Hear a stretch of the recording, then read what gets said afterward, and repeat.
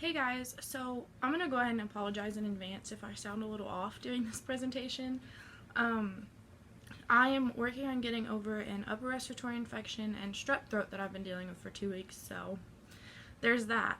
But anyways, one ethical issue that we've been seeing in the news a lot recently is the question of whether or not to get rid of DACA, which is the Deferred Action for Childhood Arrivals program. Simply put, DACA is an executive order that was put into place during the Obama administration in 2012 that gave 2-year renewable periods of deferment for deportation, and it also gave access to work permits for illegal aliens brought into the country as children.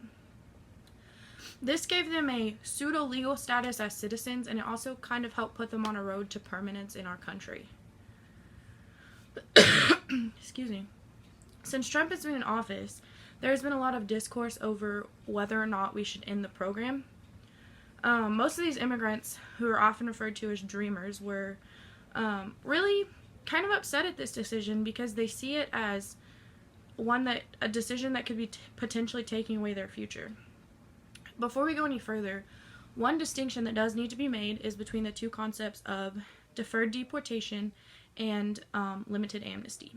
Deferred action or deferred deportation is really just a decision that's made by some sort of administrative agency that delays deportation while the country decides what to do with its immigration policies. It doesn't really provide any sort of legal status as a citizen within the country like limited amnesty does. If we look back at how this country got its start, the answer would be really simple. America isn't called the melting pot because only one culture resides here.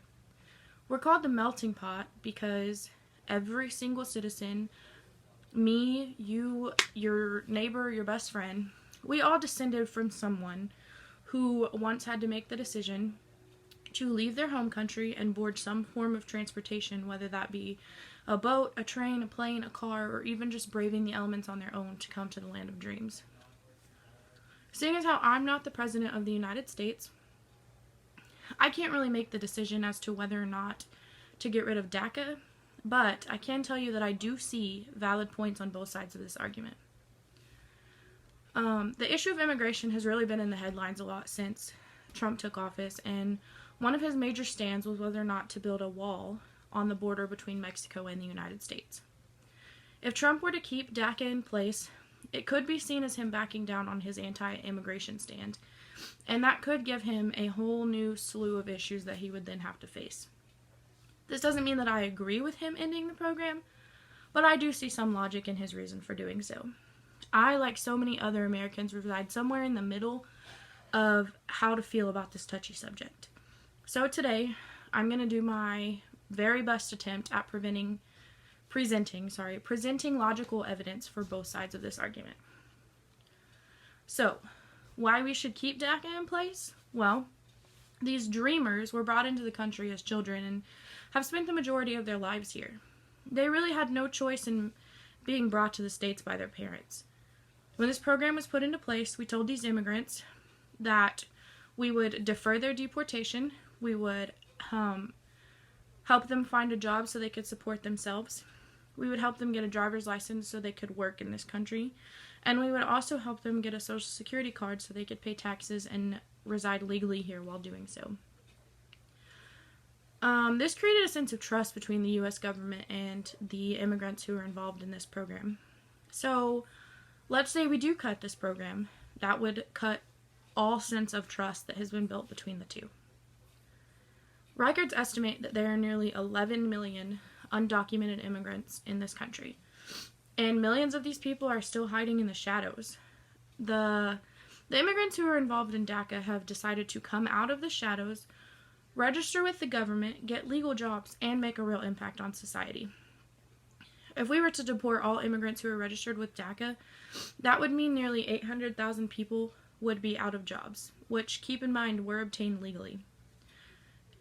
It's also estimated that America would lose nearly $460 million in GDP over the next 10 years if DACA were to end. So, some of the legal requirements for DACA is Immigrants must have come to the United States before they reached the age of 16. They must have lived in the United States since June of 2007. They must be under the age of 30 when applying for this program. And they must have undergone a thorough background check and also be able to prove that they were attending school or the military. With such strict standards, one would think that it would cut down the number of people wanting to apply and attract only those wanting to make a contribution to society and better their lives. According to the same Newsweek article where those legal requirements came from, it was also stated that the Migration Policy Institute said that in 2016, about 1.9 million people were eligible for DACA, and of those 1.9 million people, 778,000 of those who applied had their requests granted. Again, if this program were to be cut, that would be nearly 800,000 jobs that would be taken away from people, and that would also reflect badly on America's economy because money is not being brought in from those jobs, products aren't being made, and it's not really stimulating our economy anymore. So, transition with me to the flip side of this argument, why we should get rid of DACA. Technically, removing undocumented immigrants who really had no legal right to stay here in the United States isn't any form of punishment.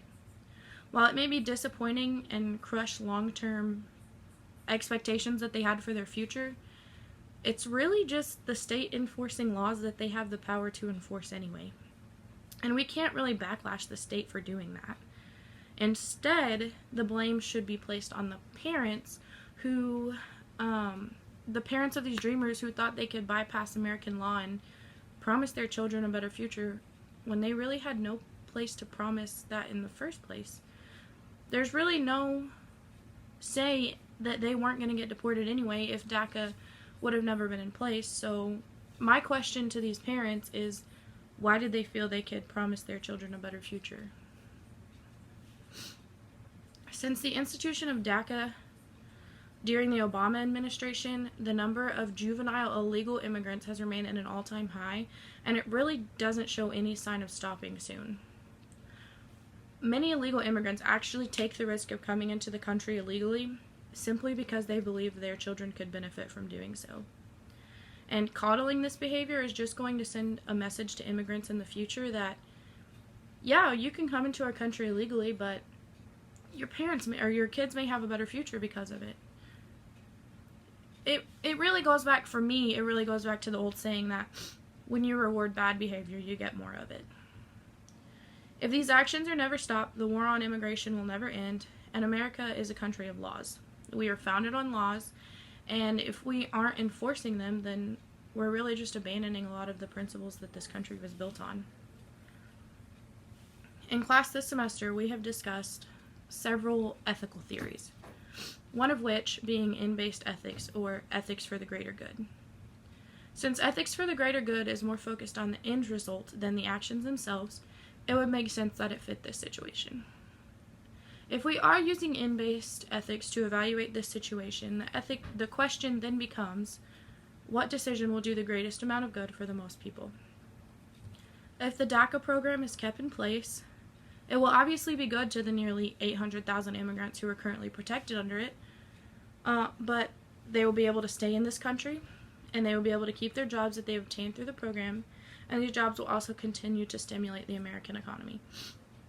If the program is cut, it could just be seen as America enforcing laws that they have the clearance for anyway.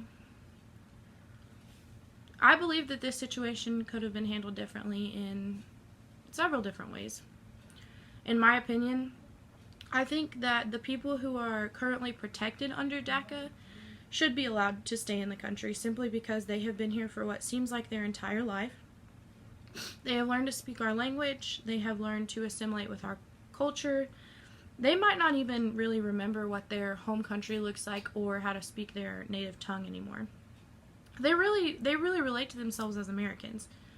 I believe that there should be some form of limited amnesty for these people that gives them a legal status as a citizen in the country just because they've been here for so long. But I also think that that's where the line should be drawn. I think that if we continue to allow immigrants to stay in this country simply because their parents bring them in as children, it's kind of a slap in the face to those people that put in the time, the effort, and the money to become citizens legally. And if we continue this type of behavior, the battle on immigration will never slow and nothing will ever be accomplished. With this situation, it's so easy to confuse emotions with ethics.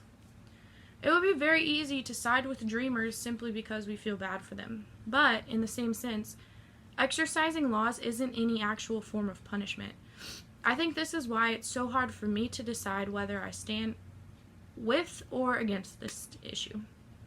Do I want what's best for the majority of people in this country? Of course I do. I'm an American. I believe in lots of values that this country was founded upon. But do I also agree with enforcing all laws for everyone and not just picking and choosing which laws get enforced and with who and where we turn a blind eye? Of course I agree with enforcing all laws. That's only fair. So for now, I reside somewhere in the middle of neither being for or against keeping the program. The final decision in this case was supposed to have been made by March 5th, 2018. However, according to an article from USA Today, the Supreme Court ruled that this case must go through the regular appeals process. So what does this mean for the DACA program? It means that the case would appear in the Court of Appeals sometime this summer, and then it would go before the Supreme Court no earlier than October, pushing the final ruling potentially into early 2019. So ultimately, this means we're going to be seeing this issue in the headlines for just a little bit longer.